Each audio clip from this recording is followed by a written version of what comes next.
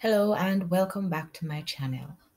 In this video, we will be talking about the value of faulted landscapes. A fault is a fracture between two blocks of rocks, which allow the blocks of rocks to move relative to each other. Faults may range in length from a few millimeters to thousands of kilometers. Faults such as the San Andreas Fault in California and the Anatolian Fault in Turkey are so large that they are visible from space. Faulting is an endogenetic process, which means that it originates inside of the Earth. It is driven by plate tectonic forces associated with mantle convection, influencing the rigid lithosphere.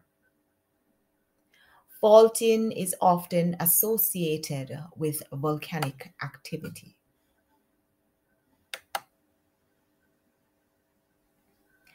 The movement along a fault may occur either fast or slow. It may occur as a sudden slip in the form of an earthquake, or may occur as a slow and continuous movement in the form of a fault creep.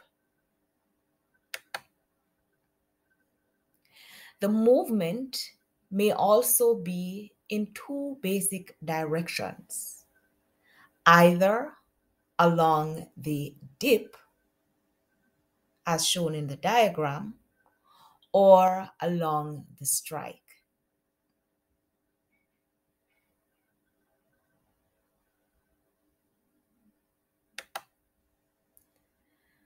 The fault may be slanted or vertical. A slanted fault is surrounded by a footwall and a hanging wall, which move up and down relative to each other in the direction of the dip. Vertical faults move horizontal in the direction of the strike.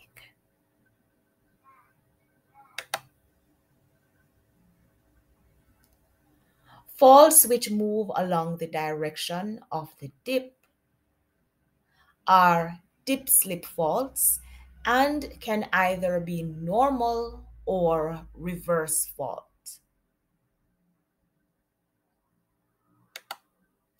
Faults which move horizontally are known as strike-slip faults and are classified as either right lateral or left lateral faults.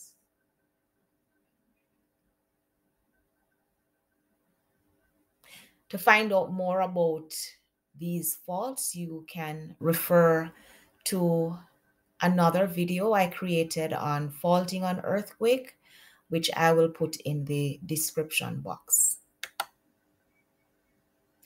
Faults which show both dip-slip and strike-slip motions are known as oblique slip faults.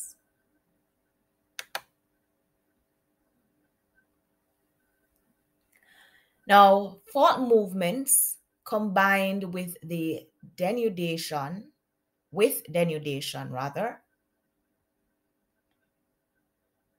help to create a variety of landscape features. Over a long period of time, processes such as erosion tend to dominate and destroy or cover evidences of faulting, but often the location of faults can be recognized by patterns on the landscape. Let us briefly examine a few of the features of faulting.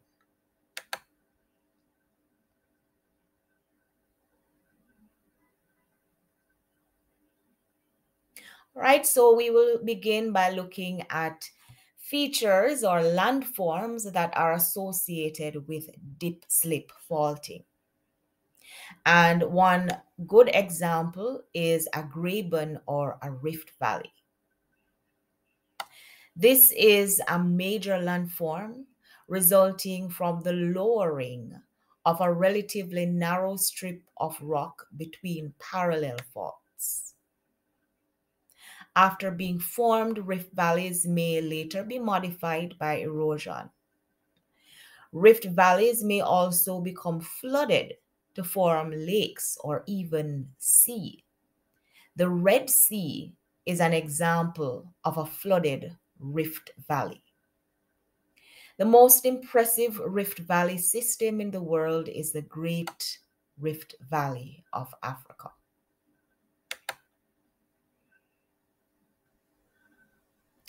An escarpment or fault scarp is a long, more or less continuous cliff or relatively steep slope facing in one general direction, separating two level or gentle sloping surfaces. Fault scarps tend to be modified by erosion after faulting has occurred.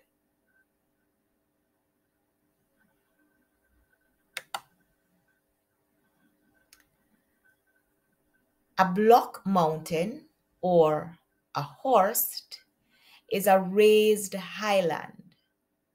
It is a fault bordered block that occurs due to the raising up of the block during faulting. Examples of block mountains includes mountains such as the Black Forest in Germany and Ruwenzori in Uganda. When the raised block is lifted more on one side than the other, it is called a tilt block.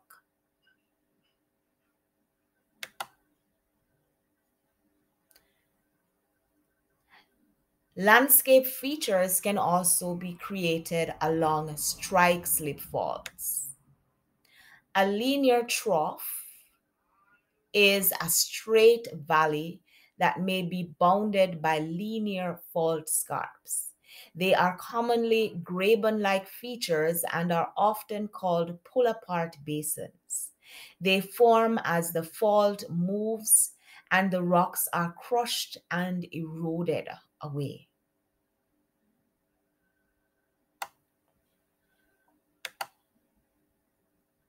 A sag pond is a natural depression associated with a strike slip fault or a pull apart basin along a fault system, which can hold water even temporarily. When a linear valley is formed, the land is at a lower elevation than the land on either side. When water enters the depression from rivers, streams, rainfall, or snowmelt, it fills the low-lying area and a pond is the result. Sag ponds are also known as fault trough lake or rift lake. Sag ponds of various sizes can be found along the San Andreas Fault.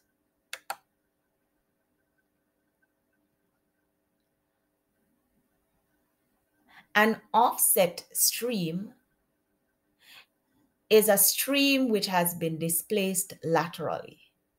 It is a stream that displays offset due to relatively recent movement along a strike-slip fault. Another name for an offset stream is a deflected stream or drainage.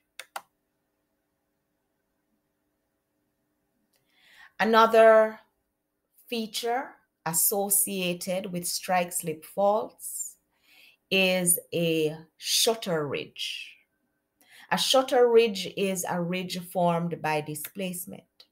When a fault crosses an area having ridge and valley topography, movement along the fault may result in the displaced part of the ridge shutting in the valley, which often has drainage. Shutter ridges occur exclusively at strike-slip faults. Now, like any other landscapes, faulted landscapes pose both benefits and problems to the people who use the land or intends to use it. Let us now discuss some of the ways people may be impacted by faulted landscapes. Let us first have a look at some of the positive ways that people may be impacted by faulted landscapes. Faulted landscapes are sometimes the sources of fresh water supply. Block mountains lead to the formation of relief rainfall on the windward side, which benefits farmers. Ruwenzori Mountains are the most permanent sources of the River Nile and a vital water catchment for over 500,000 people. The sliding of land caused by faults can shift or offset a river from its original flowing area to another. This is beneficial to the area to which the river is diverted, though it can also starve the other area of water. Springs that occur at the foot of fault scarps also attract settlements because of the supply of fresh water.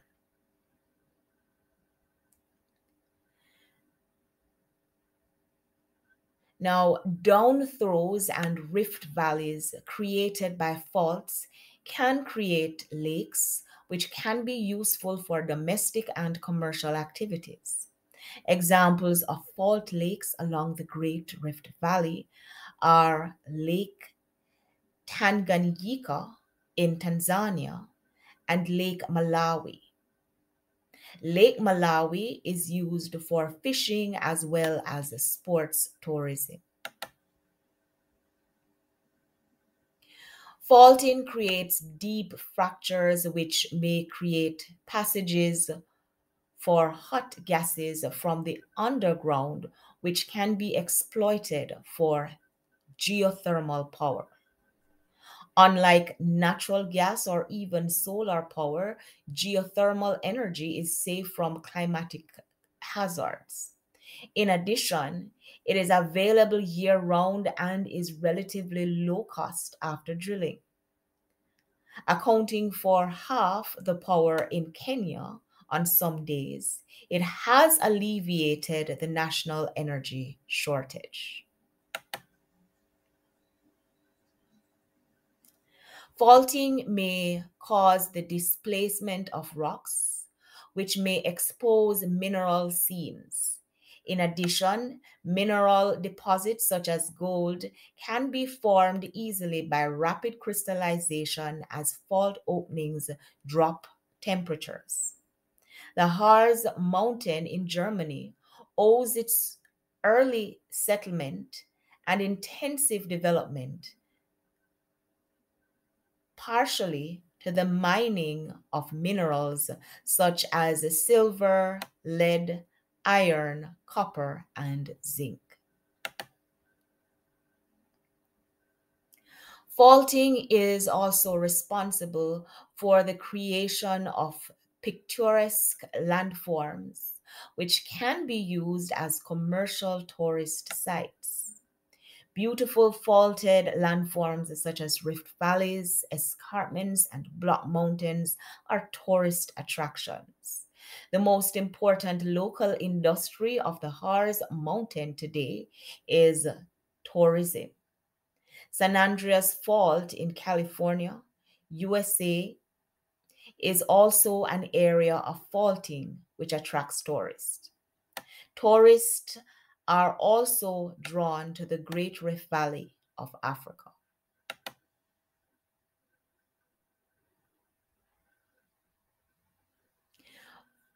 Faulted landscapes are also the sites of scientific research. The Rwenzori mountains are the highest non volcanic, non orogenic mountains in the world. They are located on the border between Uganda and the Democratic Republic of Congo.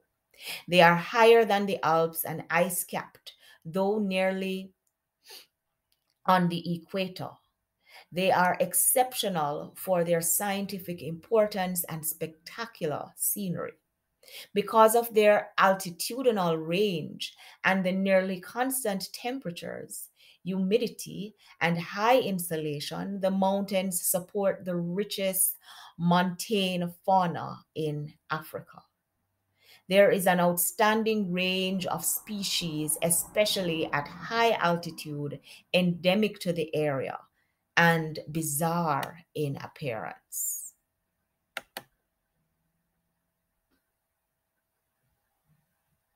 Now, though faulted landscapes provide us with many benefits, those who seek to take advantage of these benefits also have to bear in mind that they also have certain disadvantages. Firstly, faulted landscapes are often prone to natural disasters. When the movement along a fault occurs as a sudden slip, an earthquake will result. Fault openings can also release magma to the surface. For example, lava flows are common along the African Rift Valley. Furthermore, the steep slopes created by faulting also poses the threat of landslides. These events bring damage to property, people, as well as the environment on which they live. Rocks contain small amounts of gases like radon and argon. These form when radioactive compounds decay underground. Over millions of years, these gases can accumulate. When rocks are put under stress by events like earthquakes, these gases can be released along the fault openings. This has health impacts to humans and the environment. Small amounts of radon are not harmful, but large amounts can cause health problems. Furthermore, some gases like carbon dioxide released from faults can contribute to global warming. Land offsets brought about by faults can divert rivers from one area to another. This process alters the hydrological cycle and consequently the ecosystem of the area where the river left. Block mountains and tilt blocks created by faulting can block air from reaching the leeward side of the mountain and subsequently form deserts in the rain shadow areas. For example, the Great Basin is blocked by the Sierra Nevada in western USA. The Sierra Nevada is an upfaulted, tilted block of the Earth's crust. Furthermore, deep, narrow valleys created by faults are often dry and create natural drought.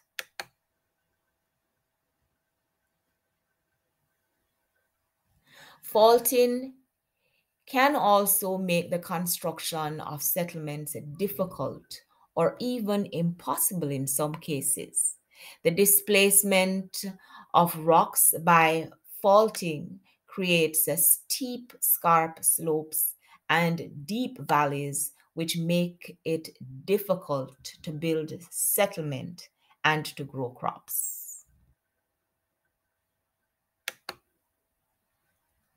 Faulting may also disrupt transportation networks. Steep slopes make it difficult to construct roads, railways, pipes, and power lines.